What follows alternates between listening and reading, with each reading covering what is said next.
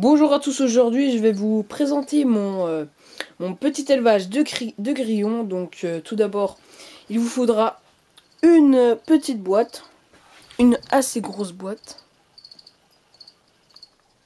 comme ceci. Je n'ai pas les dimensions.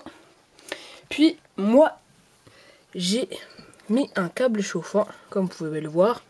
Donc c'est un Exoterra que j'utilisais, que je vous ai montré dans une autre vidéo pour mon rack, pour bébé reptile, bébé géco-léopard. Mais en fait je vais carrément m'en construire un autre beaucoup plus spécial à partir de ce meuble-ci que vous voyez en jaune.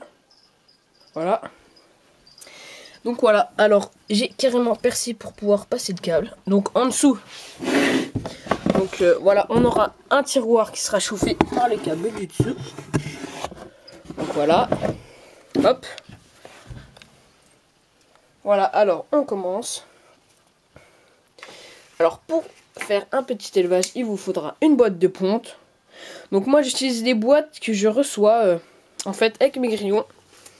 Et en fait, voilà, il suffit de couper là comme moi, autour, mettre une grille en métal, mettre de la tourbe dedans, humidifier deux fois par jour à peu près. Donc voilà, on la place là où il y a le câble chauffant. Voilà, je vais la mettre là. Puis on diverses cachettes.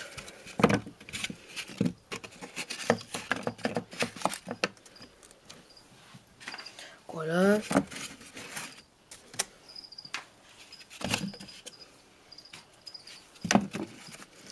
Comme ceci. Puis il vous faudra de l'eau. Alors de l'eau, en fait j'ai pris le couvercle de la boîte et j'ai mis des cotons que j'humidifie. Hop, là. Puis la nourriture. Donc une carotte basique, légumes et des compléments, de la nourriture pour poissons. Comme ça. Alors ils en raffolent ça, surtout quand ils sont petits.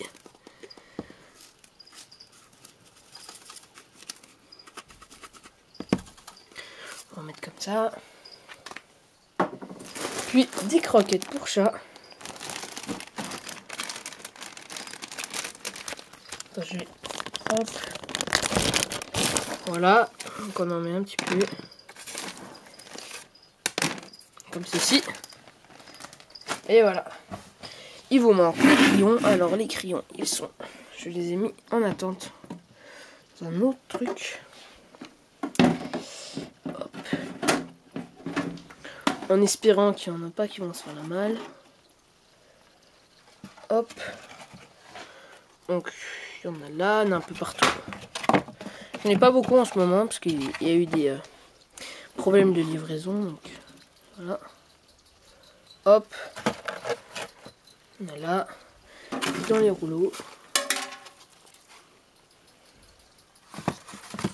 Comme ceci.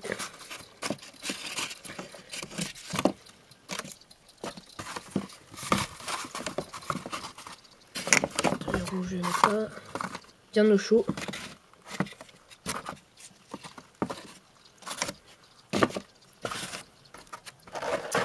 Et voilà. Il reste un.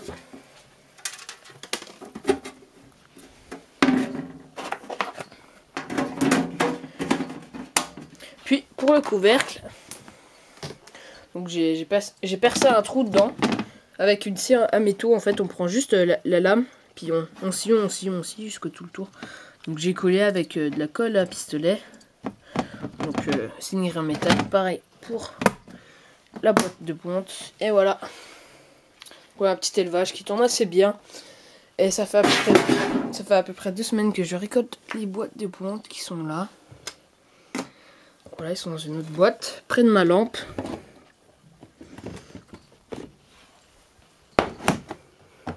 Donc pour l'instant rien. Donc boîte trouée. Donc, je disais pour l'instant rien, mais j'espère que ça vont éclore. Donc voilà.